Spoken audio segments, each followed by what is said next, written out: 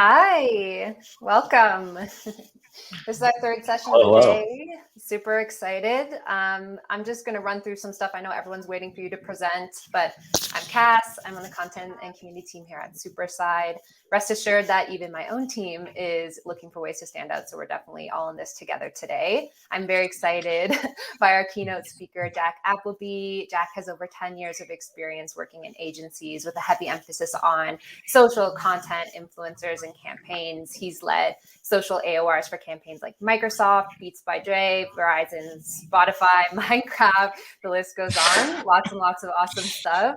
I know I'm just going to embarrass you, Jack. I'm going to keep going for another 10 I feel embarrassed. Yeah, let's let it set in. You might have seen his articles in Morning Brew previously. Before starting his own business, he was a senior creative strategist at Twitch. He now runs Future Social, and if you don't subscribe to his awesome weekly newsletter, you should. We'll definitely make sure to link to that. Jack has also taken on so much to help with mentor his audience and really just connect with people in the industry, which I really admire. But aside from that, he is a big NBA fan. I think I saw a recent reel shared by Mark Cuban, which is pretty cool. Yeah. And yeah, you're an avid Shaq and Mark Cuban. Yeah, no big deal. Not a big deal at all. Maybe you'll run through some of that today. I got nothing. But yeah, thanks for being here today, Jack. I'm super excited. I cannot wait to learn from you. And with that, I think I'll just let you take over the presentation and run with things. Awesome. Yeah, I mean, thank you for having me. Thank you for everybody that's here right now. I love talking about this stuff. I've worked in social for so long at this point that I feel very fortunate I get to teach it now. There's so many people interested in it. It was a lonely ship for a long time, 10 years ago, starting my first Facebook campaigns before Facebook even had video. So the space has evolved a lot. So much has changed. We're going to get into one of the most important parts of social today, which is how to write great social hooks. So before we get into all the tactical things there, let's back up and define what is a hook for everybody again. A social hook is whatever you're using in the first couple of seconds of your content to draw in an audience. That might be something video. That might be an audio cue that you have in the first couple of seconds. You can even consider a social hook the copy on a tweet, for instance, because when someone's scrolling a feed, they're going to see the copy as well as the beginning of the video. So a hook is anything that pulls you into that content. At the end of the day, if you can't pull someone in, no one's going to see the content. Now, I think for the last decade or so, we've all heard this idea that 3 seconds is how long you have for a hook. If you look at a lot of movie marketing, for instance, you'll notice that trailers over the last decade suddenly have a big Michael Bay-ish action sequence to start and then actually go into the slow build trailer. That's because the convention was 3 seconds. That has now shortened, probably because of TikTok, and we all just constantly scroll and thumb through the next content. We're being told that 1.7 seconds is how long you have to get someone's attention now. It sounds very, very quick. It's actually a little longer than you realize when you really look at what you could accomplish in 1.7 seconds. But again, this is why it's so important that you are really doing things to hook someone's attention, because we live in a very content oversaturated world at this point. And you're just keep seeing me beat this drum continually as we go through this. The hook is all that matters. Like Cassandra mentioned some of the accounts that I've worked on previously. Having worked on social for 10 years and spending the last 2 years doing more research and writing about the space, I've really come down to there's a couple of fundamentals that drive all of your content success. And the most important one is the social hook. One of my favorite examples of this, I'm sure we've all seen MrBeast at this point. He is completely unavoidable. One of the biggest, not YouTubers, but celebrities in the world at this phase of his career. He has scrapped millions of dollars of videos because he could not think of the thumbnail to put on the YouTube channel. This is entirely true. There's a really great interview with his manager, Reed, on the YouTube channel ran by Colin and Samir when they talk about the inner workings of the MrBeast business. He will happily not post content if he cannot come up with the proper hook. And I know for us who are on either agency budgets or brand budgets, that seems ludicrous. And I'm not telling you to go scrap work. What I am saying is this is why it's so important to remember the value of this. And this is why the biggest YouTuber in the world has become so big, because the hooks are so vital. something I say to young strategists I mentor is I hear a lot of time like, oh, the content was great, but the algorithm missed it. Like, it's not good content if you have a bad hook. But if you get good at creating hooks, that does lead to great content. Because this exercise is not just how to use some like mechanic in the first couple seconds, that like one little hook line. This actually will show you how to build stronger content as a result of hooks. So let's get into the meat of this whole thing. What we're going to go through are several different ways for you to craft stronger social hooks. And one of the easiest ones right up front is to stop summarizing when you're writing a caption or the copy for a thumbnail. What you want to do is really hit on a highlight from the social content that you're creating. When I was making this presentation the other day, one of my favorite ways to just check to see what people are using for trends and hooks is just go to the YouTube trending page. And those videos are getting up there for a reason. They're getting clicks, they're getting views, they're getting engagements. These two examples are two of my favorites, and they're literally from the last week. Hassan Minhaj, very famous comedian, highly recommend. He interviewed President Obama. And most of us, like if we had the chance to interview the president, we would talk about it as the President Obama interview, or I interviewed President Obama. At this phase, many people have actually made that content. So the way the content was labeled, if you look at that YouTube title, Hassan's video is called, I asked President Obama if he's depressed. Now I can feel you getting like, is that a little clickbaity or is that a little weird? This is the reality of where we're at as far as social hooks go. That will drive more views than Hassan Minhaj interviews President Obama. You look below that, a very famous example from the last couple of years is Hot Ones. If you haven't seen Hot Ones, it's a YouTube interview show where celebrities eat hot wings as they answer tough questions, or even hotter questions is their tagline. They don't simply put the Jennifer Lawrence interview. They say Jennifer Lawrence sobs in pain while eating spicy wings. They're trying to pull that emotion or pull that individual highlights out of that video, because you will go in there and watch the full video once you know you're looking for that highlights. Again, you'll see me reference MrBeast quite a bit. I mean, I truly believe that we can learn far more from creators about creating great content for brands than looking sideways at other brands at this point.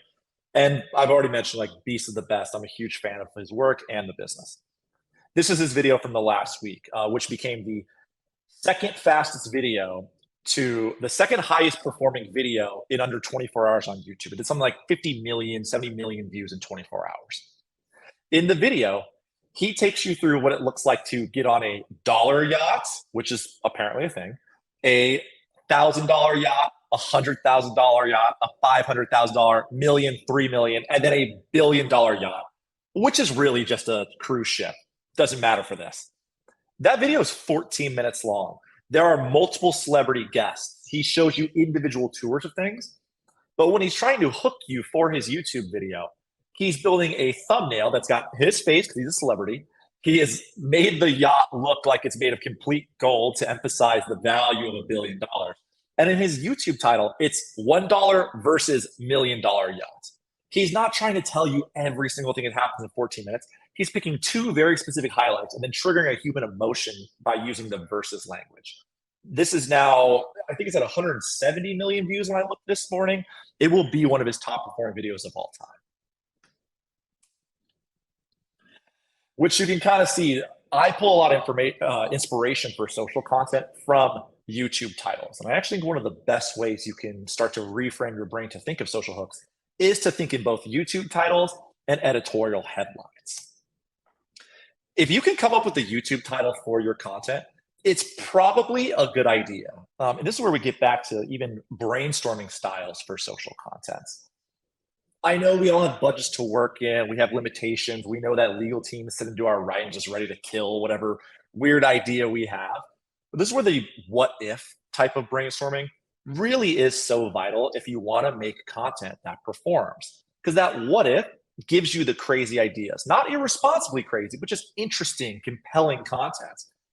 If you can think of that YouTube title for that idea, it's probably going to be content that performs, and you should really consider making that your post copy itself. Which kind of leads us into this other concept that I use a lot, is story first, product second.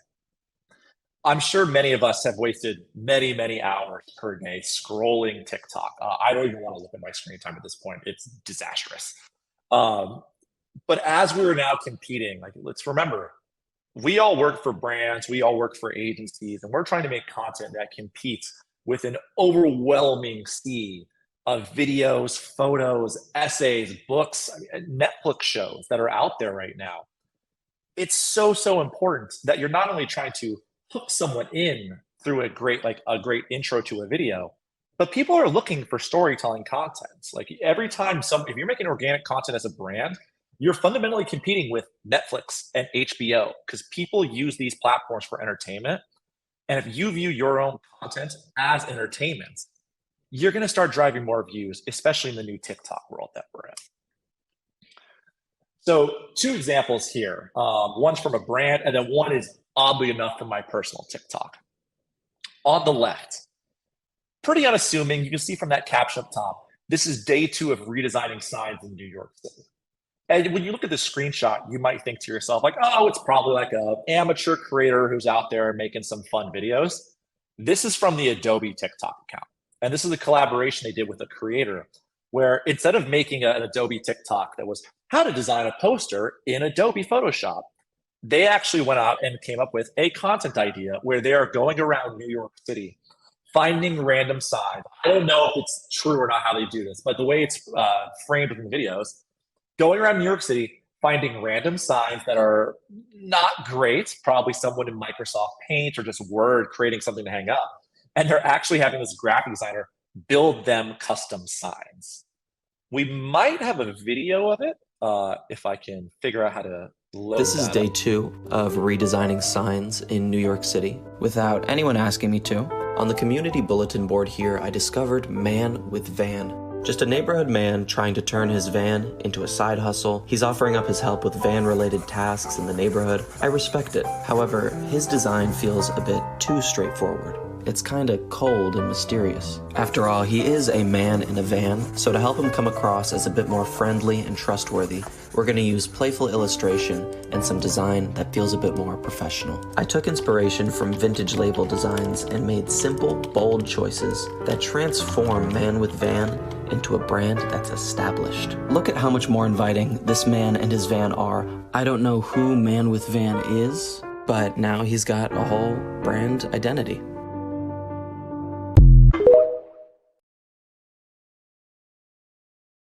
So that's one of my favorite pieces of brand TikToking I've seen in a while. And frankly, I don't think a lot of brands are killing it at TikTok because they're not willing to make content like that. They start off with a great concept. I don't know if you noticed, they didn't use the word Photoshop in that video. Not once. I don't even think they mentioned Adobe. When they make content like this, it's clear if someone's scrolling what account it's coming from. That little Adobe sign's in the corner right there. It literally says Adobe. They led with story first. The results from this, that's a 4 million view TikTok. That significantly outperforms all of their other content. So much so that this is now a series on their channel. If you go to the Adobe, and I encourage you, go to the Adobe TikTok, and if you look at the top, there's a playlist button that says New York Signs. Every time they do one of these videos, it significantly outperforms other content. I think the third one in the series got about 680,000 views. This is not expensive content to produce. It's something that small teams could easily make. And it's really just about the idea of selling this product in a way that's very different and very entertaining. And it's very charming. You're actually helping people out in the community with your product. On the right-hand side, this is a little TikTok gag that I have going for myself right now. I'm pursuing, so as you can see from that screenshot there, I'm a 34-year-old washed-up ex-college player who's trying to get it back. I'm currently trying to get back in shape and playing some like professional 3-on-3 basketball. And I decided to document the whole journey. And I was very realistic about the story of who I am as a person at this point. Started a brand new TikTok account fresh, built 25,000 followers in 1 month by framing things through this story lens. This piece you're looking at right here, this is actually an advertisement for my buddy's workout class. There's a workout class called Swish House where it combines like basketball and HIIT workouts. It's way more fun for me than running on a treadmill. I made this piece of content about it. It actually outperformed their traditional Instagram stories advertising, so much so that they asked me to whitelist it, and it's now a constantly running evergreen ad for them. It also went viral to about 500,000 views when my account only had, I think, 10,000 followers at the time.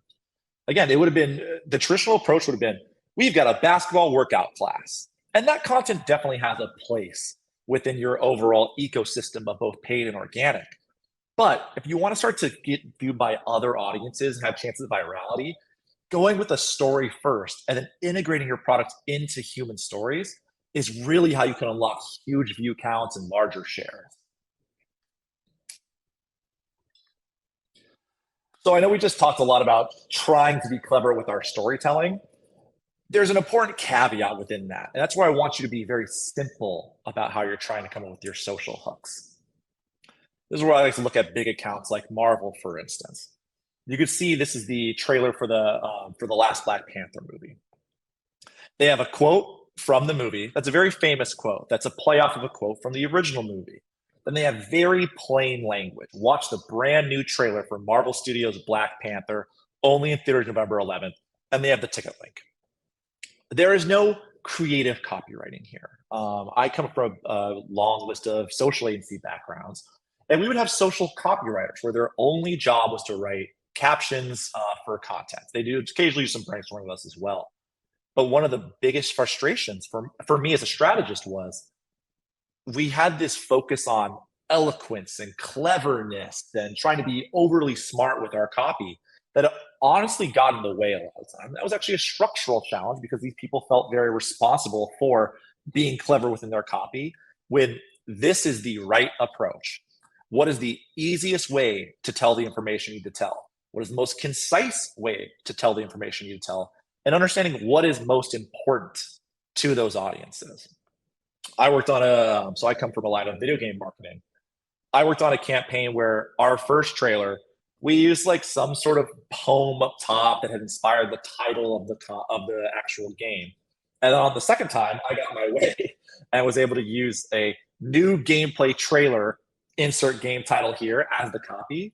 It significantly outperforms because the audience doesn't want to have to decipher what they're about to see. Make it easy for them. Use as few characters as possible. Like make it just digestible, and they will watch that content. This one, I can feel everyone's hesitation as soon as they see embrace clickbait on a screen. This is the reality of what we all do as marketers, is how are we driving clicks to the content? How are we getting you to watch stuff? And let's be clear, I'm not about to tell you to go make here's a list of 7 things, number 6 will shock you type of content. What I am encouraging you to, though, is think in hyperbole when you're writing things. Think in the larger, like, how are we driving things up? This is where, I mean, as I was preparing for this presentation, and as I do content strategy both for myself and my consulting clients, I've learned more from TikTokers talking about how they TikTok than I have thought leadership from industry press.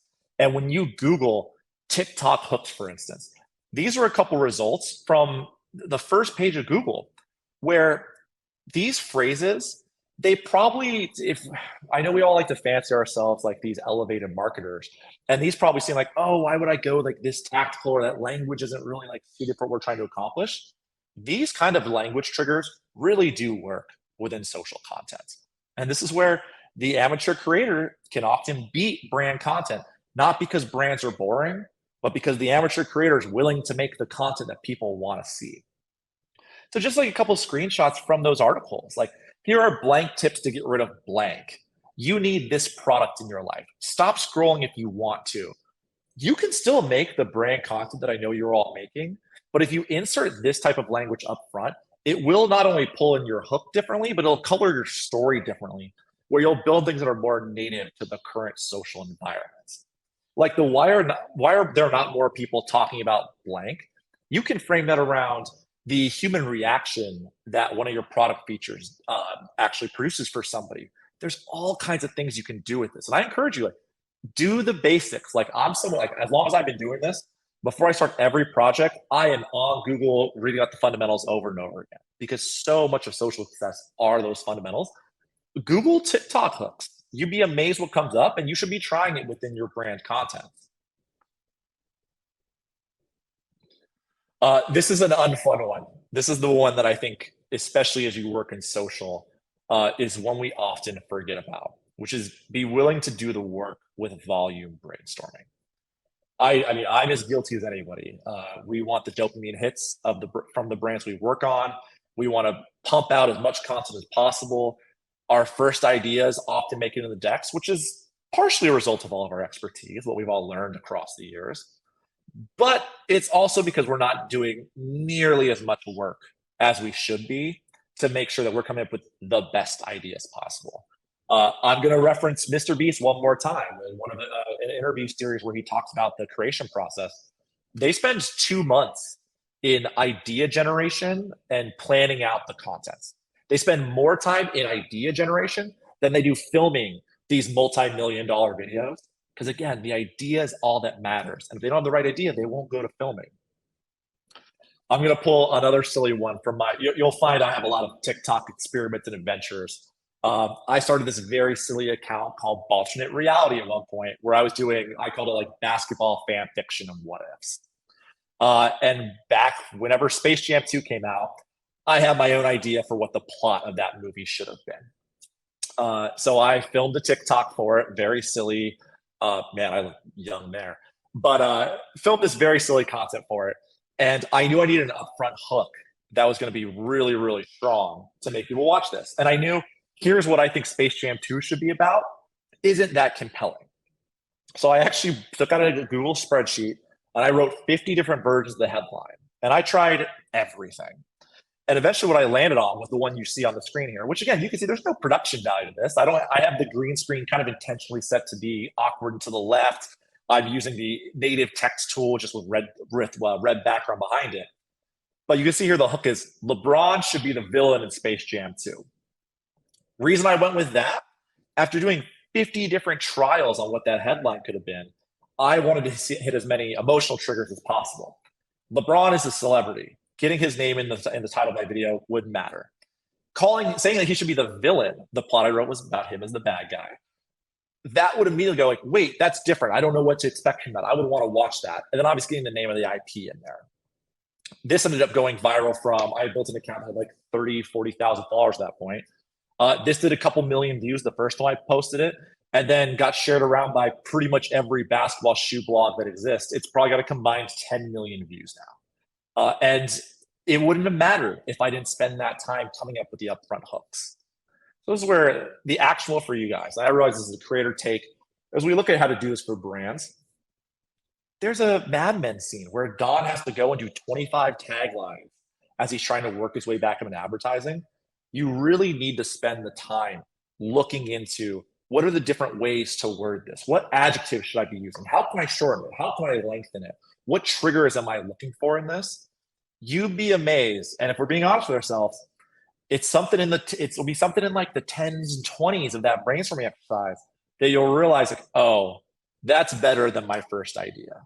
So I know this isn't fun. I know we're all extremely busy, but you will get better results with all of your content if you're willing to do the volume brainstorming work.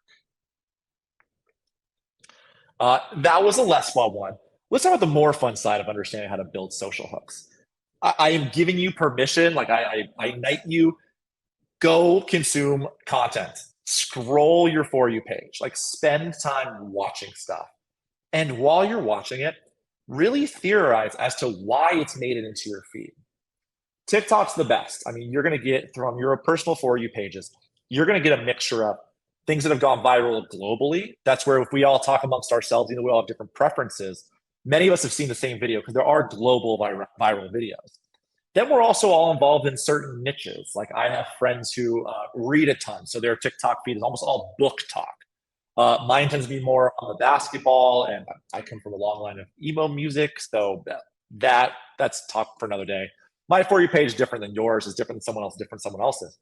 But even though that's not marketing content, when I get that stuff served in my feed, I can spend a second thinking about what was that hook? What was the first sentence they said? What was the text on screen?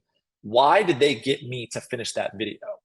So whenever you're scrolling your TikTok feed, whenever you're scrolling Twitter, if you're on YouTube, when you finish a video, go back to the beginning and think to yourself, like, why did I actually care to complete this content? This is how I built my own muscles. The only way I wasn't taught social from a traditional sense. Had some great mentors, worked with some great agencies, but we were all making it up. Like, I started in social in 2010, 2011. There were no best practices. This is how we all got good at this, is just consuming as much content as possible and theorizing what worked, looking at what videos went viral, looking at what videos performed in our niche, and making guesses, and then trying our own versions of those things. And that's me ranting at you for 30 minutes straight about social hooks. It's obviously an area I'm super passionate about, but it's so important. Like, I hope you took something. I'm excited to hear what questions you might have. Yeah, there's a lot of conversations going on in chat. We have a bunch of questions to go through. But first, I was just curious. There's a couple things going on in chat about clickbait. I knew that when you said that, you were going to get some comments, and yeah. I can feel like the brand and content police coming for you. But yeah, is there like some sort of threshold to avoid, like knowing, okay, clickbait works, I want to lean into that, but I don't want to go too far where maybe it's like giving the wrong brand impression? Like, how do you kind of balance that? Do you have tips for, making sure you don't pass that threshold? Sure. Yeah, I think our reaction to, like, when we have like a negative reaction to clickbait, it's usually because we think that the content doesn't pay off the title. So when I say to embrace clickbait, what I'm doing is encouraging you to do a bait and switch. That's never a good idea. You're going to really annoy people if the content doesn't reflect the title. What I'm encouraging you to do is, in your brainstorming, think in more clickable, more clickbait approaches to things, and then actually deliver that content. To the point I see like mentions in the chat, if you can't deliver on your title, like, you've already lost in the content world anyway. So make sure your clickbait matches the content, but do brainstorms where you think in clickbait. I mean, another way I'd encourage you to do this stuff is, with whatever product you work on, just start Googling what articles are written about your product and what articles people in your niche are talking about.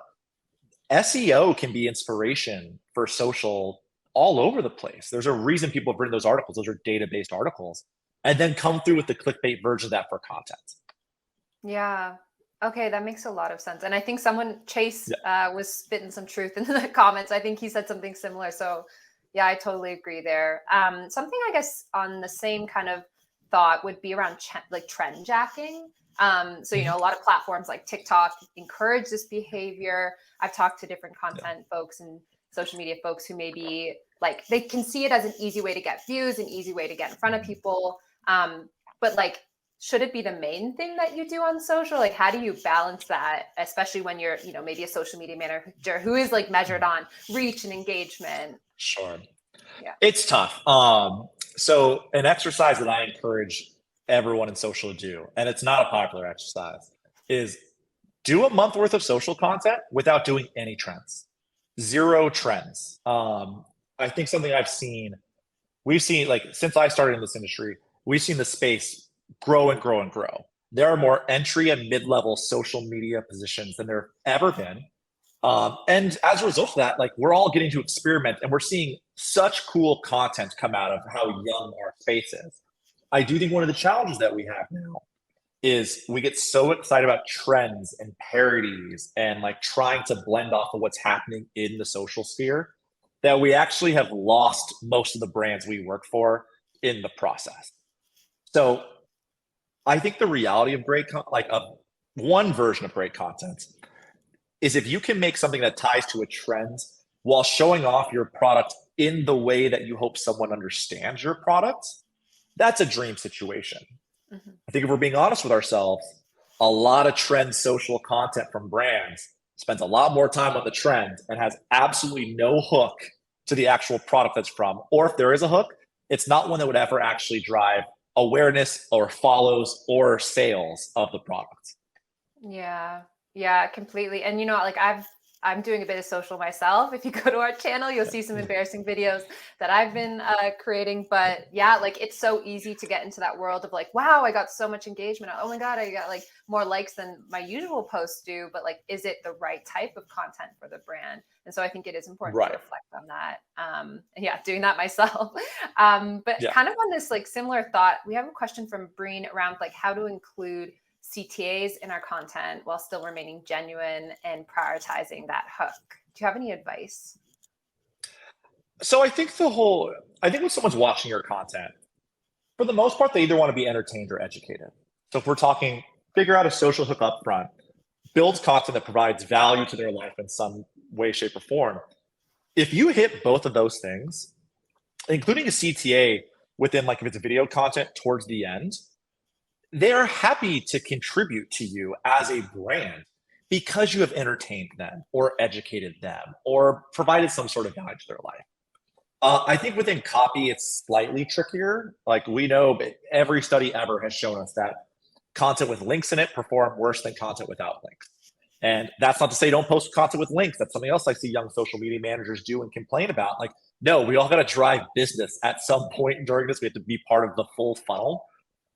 Within video content, don't be afraid to include CTAs at the end. Follow for more.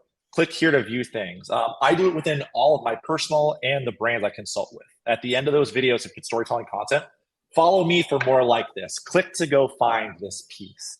That stuff works. And I would say on like an Instagram, if you're not doing video content, I wrote an article. If you Google my name and dinosaur comics, I know that sounds really random. There's a habit that I found in the webcomic sphere of Instagram where they post a lot of carousel content, and the final carousel image will be a CTA to purchase merchandise, usually based on the comic we just watched. So on Instagram, think about that last carousel as a moment to also enter CTAs. Yeah, one thing that we're actually changing up at Superside is the journeying, like where we want to send people next. We've fallen into the trap of like creating a really awesome top of funnel YouTube video and then ending with like, and book a call. And it's like, that doesn't make sense, right? Like someone's not going to watch that video and want to book a call. So I think it's like thinking about what naturally fits there and maybe almost templatizing that in some shape or form. So, you know, like if it's top of funnel, maybe these are some of your CTAs or offerings to lead someone to versus something more bottom of funnel. Definitely. We have lots more questions. So let me dive into the next one. Miriam's asking, what does this type of concept look like in a B2B context? And how can you adopt that entertainment focused and like storytelling ideas for, you know, very specific industries? Sure. So I'm functionally a B2B creator myself now. Like my newsletter is written for marketers. Would love if you subscribe to Future Social, give it a Google. So I'm having to do this on a daily basis now with my own content. This is where I think as you look at we talk about like emotional triggers. I would say people consuming B2B content, they tend to be a little more interested in numbers and data as hooks. So like I wrote a thread, I need to stop mentioning MrBeast. I wrote a thread about his last video. They got picked up by Time Magazine for an article where the hooks that I used up front for that were about the velocity of the content, how quickly it got to a certain view count, because I wanted marketers to recognize that it's not just some like kid in a straw hat. It's driving real value there. And that Twitter thread ended up with 2 million views. So I would say in the B2B space, hit numbers a little harder, like data increases, performance tend to work well. I mean, this is where like the fundamentals of B2B become really, really important. Like what encourages someone to buy your service? If pricing is part of that, you may need to include some version of ROI in the type of stuff. For only X amount of dollars, you can drive this type of result. And don't be wrong, like it's always going to be harder to go like viral for B2B content. And for most of us, that shouldn't be the goal. Like the goal should be to hit our audience, because if you're a product that costs $10,000 a month to use, like you don't want everyone seeing that because not everyone has the budget to use that. Totally. Yeah, I think that's like that's forever a challenge. I experienced that in content where, I mean, especially when you're in this realm of social media, you do want to get in front of more people, but you want to get in front of the right people. And so you always kind of have to shift your strategy there, but there might be room for some of those more like, I guess, experimental things that are they might have virality kind of baked into them. You obviously can't guarantee that, but sure. Yeah. I mean, and like a big portion of my content are Twitter threads that are like social media case breakdowns. And I'm constantly looking at like, how long is my, like, this is the level of detailed I get to when I write my first tweet. I will actually write up a 13 tweet thread and not write the intro. And I'll do an entirely different brainstorm session to figure out what that intro is. I wrote Michelob Ultra had this amazing moment where a guy got photographed during a key shot. Everyone had their phones out to film the golfer, except for this one guy who was holding a Michelob Ultra. And it became like, it went viral organically. He got called Beer Guy, and they turned it into an entire social campaign. The thread that I wrote about it, like, I'm someone who's like, I'm 34 years old, not a big emoji guy personally. But I was like, okay, you know what? In my little bulleted list, like, let's play with like the little drop down arrow emoji to show like when things decreased or when things increased. And that thread performs 30% better than my other threads. Is it because of that? You tell me. But constantly experimenting with those different type of triggers is really important. Totally. Yeah, I love that. Let me surface another question here. There's a couple around kind of like compliances and not being able to use TikTok. So there's a couple industries that aren't able to get on there. Do you think it's worth diving into YouTube Shorts, and will good hooks gain through impressions on YouTube Shorts and, you know, Reels and so forth compared to TikTok? So I have friends that work at TikTok, YouTube, and Instagram, and they've all explained to me how Reels is so different than TikTok, and it's so different than YouTube Shorts, and they are all doing their job, and they're all really, really smart and fantastic. I love them all to death. Those things are all exactly the same. Each platform definitely has like some cultural trends to it, but 90% of the content that works on TikTok would also work on Instagram, would also work on YouTube. And that's true, like, split those up however you want. So even if you're not on TikTok, I really believe you should be testing your Instagram Reels as YouTube Shorts. One of my good friends who I met at Laundry Service, which is an agency I worked at, we ran Beats by Dre, we ran the Olympic bid social, Jordan brand, many like very cool cultural brands. After working in strategy for a long time, his new partner has a dog that she thought I think he could be like TikTok and Instagram famous. They built that dog to 500,000 followers on TikTok. His name's Lord Leo. He's the playing dead Pomeranian. It's worth a look. It's adorable. The reason I mention it, he's like, I should probably be testing YouTube, shouldn't I? He built 30,000 followers in 3 days by posting the exact same TikToks and Reels that they use on that platform. Because right now, YouTube Shorts has incredible organic reach. So I recognize I'm mentioning a lot of creator examples, but your YouTube for your brand is probably sitting there with like whatever 60 you guys put on TV 2 years ago. Like, most brand YouTubes are really underserved. You've already made this content. Go put it on there, especially for an agency. Wouldn't you love to like go show like we got extra performance just by being smart and putting this content somewhere else and then reporting that as additional views? Go toss the content everywhere. Totally. Yeah, we've just been experimenting with this actually, and kind of like starting on TikTok and trying to apply it across the different platforms. And we get the most amount of views on and like reach on Instagram, but on YouTube Shorts, like, it's performing really well. And we've tried a variation of cuts there, like from our regular, more polished videos. And by far, like, these more organic looking TikToks outperform. So I think that says something about the platform. And yeah, it's, I think, a really good spot for people to test and grow there, since it isn't quite as active just yet. Yeah, I think something I found over the last decade is there's always one platform that if you can only do one thing, build for that platform and then repurpose that content elsewhere. Like, when I started in social, like, Facebook was the only platform, so we prioritized Facebook. When Instagram became big, someone was like, well, make Instagram style content. And then even if it's not perfect for everywhere else, it'll still perform pretty good to post that everywhere. Now it feels like that's TikTok. Like, I believe you can make more TikTok style content and post it on most platforms. Like, I've seen TikToks go viral on Twitter just as like downloaded videos. Yeah, I think because it's like, it makes it easier for you to create on the platform. It does kind of make sense to start there sometimes. But yeah, we have more questions. Let me run through. I want to get to as many as we can. So yeah, we kind of answered that one. I guess like, no, that's similar. I was going to say, someone also asked, there's lots of questions about like approaching the different platforms, but I think we touched on that a little bit. You mentioned triggers a few times. Can you talk a bit more about the different types of triggers?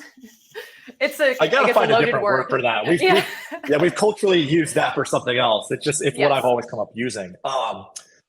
When I say triggers, what I'm getting towards is like, what is the reaction that you're trying to get out of content, or making content and hooks that inspires a reaction.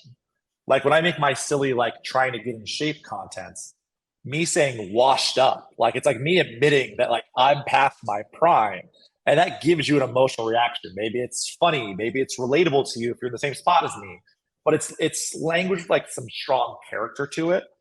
That's where like if you like I heard someone mention B2B earlier, this is like how to is a very important type of content, and use the how to language in your caption, in your video. Make it as clean and clear as possible, because when someone's searching out that content, it's because they're looking to learn something. So when I say trigger, this is where as you're coming as you're brainstorming content, just think about what reaction you're trying to get out of someone, and think through what language would get you to that reaction. Yeah, really good point.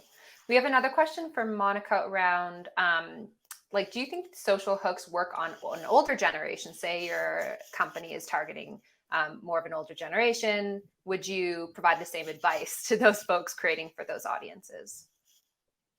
So your moms aren't sending you stuff on Instagram? Because I get sent stuff from my mom on Instagram. No, I think social hooks work for everybody. I mean, there's always a lot of debate on which platforms people are hanging out on based on which generation they are. I would argue if you look at the big 5 social networks, every generation is across all 5 of those, including TikTok. TikTok has plenty of older users at this point. But yes, social hooks are important for no matter who your target audience is. They'll just change depending on who that audience is. And that's where there's a reason why I'm not giving you some like, this is the golden social hook and you should all try this stuff. You should all filter it through what your product offers and like what your audience is looking for from a product. And if you're targeting like a 60 plus group, it's going to be very different. Like it's probably not going to be, this is where something that really bothers me is when we say all brands should speak like internet speak, like McDonald's or Wendy's. Like, no, that's right for their demographics. My parents don't respond to that type of language, but there is language they do respond to. Yeah, I guess similarly, we only have probably 1 minute left, but on a balance of like education and entertainment, like how do you think brands should approach social, and how do they kind of figure out what that mix is for them and for each scenario? So before I get to that, I'm going to plug real quick. If you want to follow me after this or ask me questions, like I am just on social constantly. Look me up on Twitter at Appleby. Find me on LinkedIn. My name is Jack Appleby. It's very ridiculous and fictional and Googleable. And my newsletter is Future Social, where I write about this stuff every week. So if you have additional questions after this, come find me on the internet. Happy to answer more. And I totally lost my train of thought within that. Remind me that last question. Education, entertainment, like how do brands find that balance? I know we're all very excited to be entertaining and funny and creative as possible. You better be really, really, really funny if you're going to pull it off. And there better be a reason that you should be using humor as your brand tone. If I'm being honest, most brands shouldn't. Most brands should find humor to insert within their content, but the goal shouldn't be humor. That's where I mentioned like McDonald's or Wendy's or Duolingo, all incredible social media strategies, all appropriate for them for a lot of full funnel marketing type of business reasons. Most of us don't work for brands like that. Most of us work for B2B companies or smaller brands that people haven't heard of, where we have no brand recognition. More often than not, you should probably be educating more than entertaining. And that's where you can do some version of like, if you're working for a fitness client, understanding like the before and after, or how you get to like these places of fitness. That's not entertaining content, that's educational content. If you're working for some sort of SaaS company, what is the value you provide? That's going to take you a lot further usually than entertainment. But I will always encourage you to experiment and just look at the data, see what performs best, try everything. Absolutely. And we're at time. So I think we have to hop off. Thanks so much, Jack. It's been awesome. I think we could talk for like hours, and so could the audience by the level of questions coming through. But I appreciate you joining us today.